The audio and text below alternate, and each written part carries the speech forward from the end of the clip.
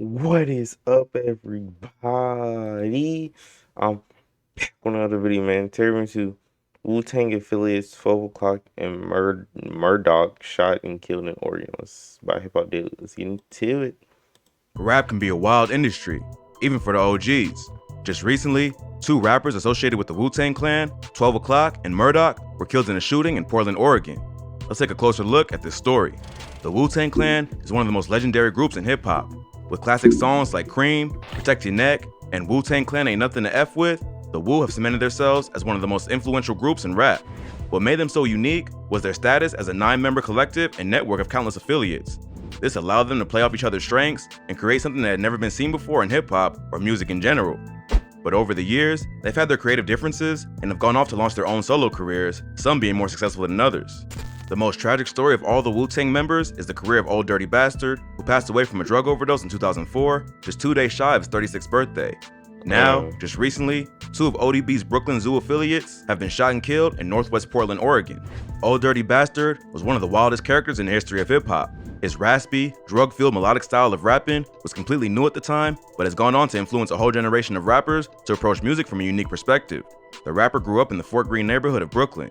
He was the cousin of Robert Diggs and Gary Grice, aka the RZA and the GZA, and together they would form the Wu-Tang Clan in the early 90s. ODB also had two other cousins who were not quite as famous, Odeon and David Turner, who were also known by their rap names 12 O'Clock and Murdock. Outside of the Wu-Tang Clan, ODB had a separate collective called Brooklyn Zoo, which 12 O'Clock and Murdock were a part of. ODB founded Brooklyn Zoo around the same time that he was recording his debut solo project, Return to the 36 Chambers, the Dirty version, which was released in March 1995. The project contains an ODB solo track called Brooklyn Zoo, which is one of his most popular releases to date.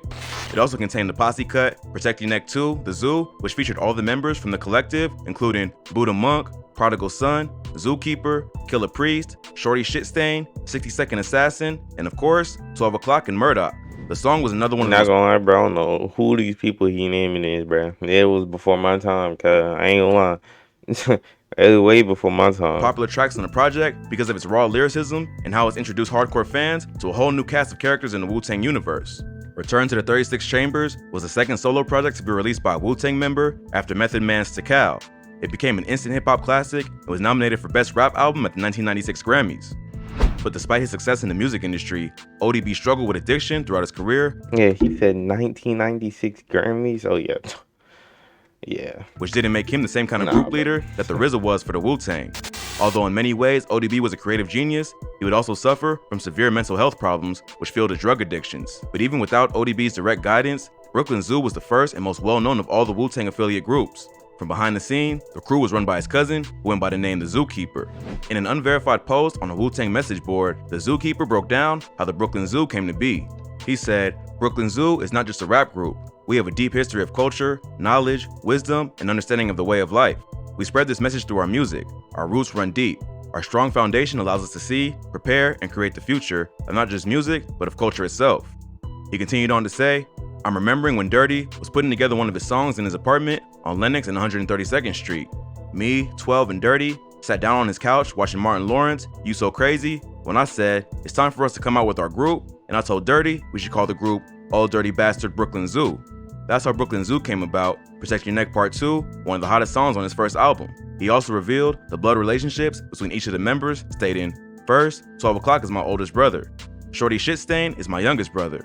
Murdock is my first cousin, and Buddha Monk was a friend of the family since we were very young."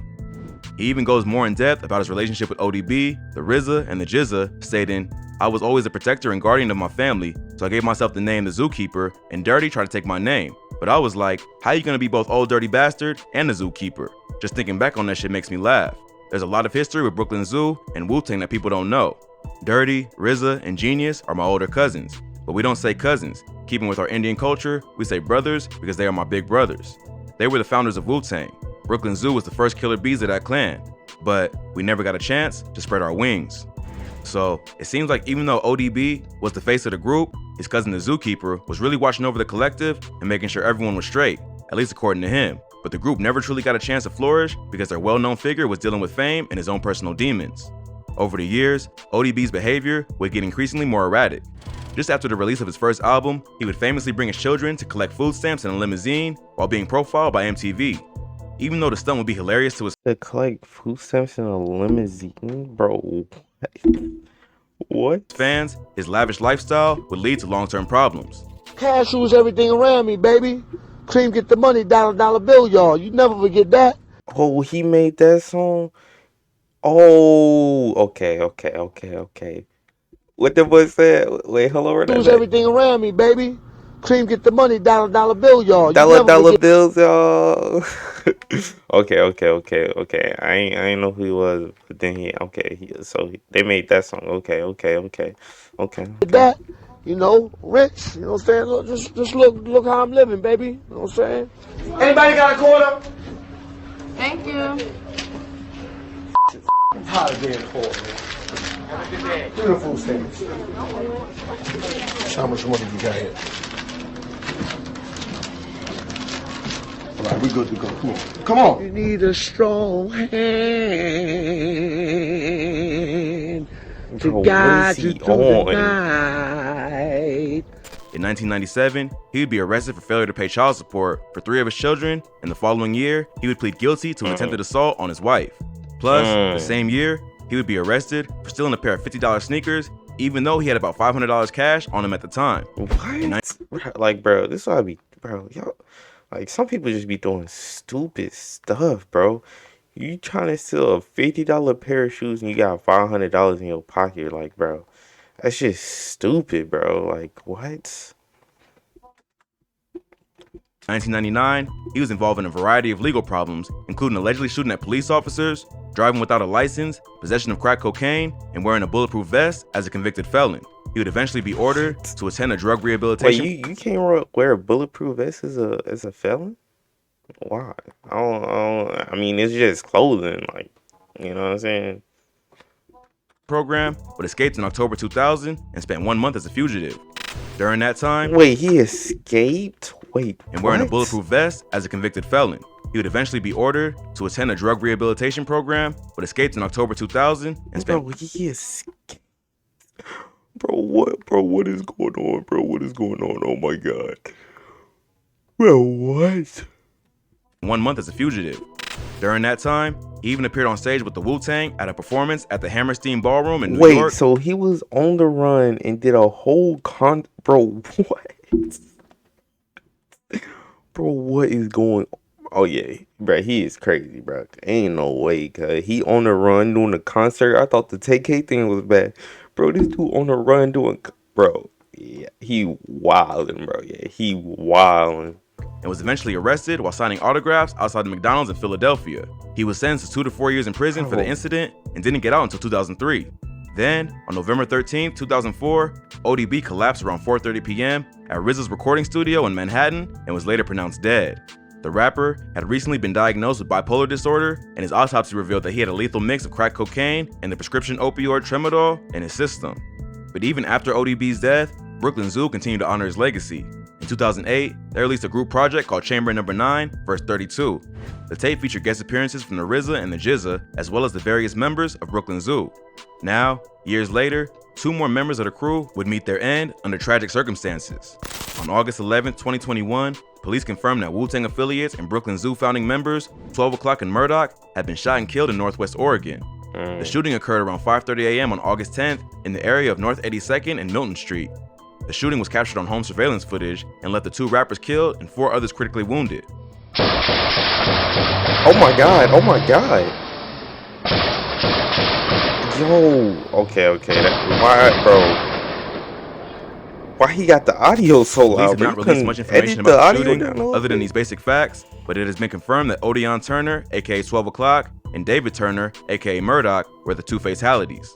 12 O'Clock was only 50 years old, and MURDOCK was 45. Only 50 years old? He said that like that's not old. Like, what?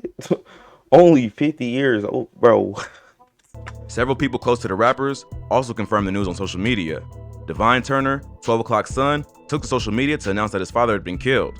In a video posted to Instagram, he said, "So I'm out of town, away from home on business, and I get the call that they murdered my father." Turner said, "I don't know what to do," with the caption, "It's a sad day for me. They assassinated my father," and #Oregon. That's Young Dirty tough, Bastard, the son of ODB, also mourned the death of his older relatives, writing in an IG post, RIP 12 o'clock, RIP Murdock. They were my father's tightest blood bonds. My 2 older cousins were just assassinated. Love y'all. Blood forever. Brooklyn Zoo. Plus, Princessa Rainer Turner, 12 o'clock's wife for more than 20 years, mourned her husband's death, saying, August 10th, 2021.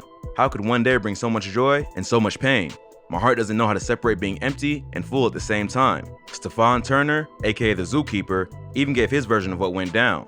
He says that 12 o'clock and Murdock were in a tan-colored RV trailer with 12 o'clock's younger brother that was parked in an abandoned lot on Northeast 82nd Ave. Someone came and asked for a cigarette. When Murdock opened up the door, the stranger started firing off shots. The Zookeeper also said that the murder was motivated by jealousy, lust, hate, and greed, but didn't go into further detail. That's probably facts. 12 o'clock and Murdock's deaths were the 57th and 58th homicides in Portland this year, which is already more than the entire year of 2020. At this That's point, crazy. there isn't enough information available to know what truly happened. Oregon getting down like that? Rest in peace to 12 o'clock and Murdock. Hopefully, justice will be served and they'll eventually find the person responsible for killing these hip-hop legends. Stay tuned for future updates on this case.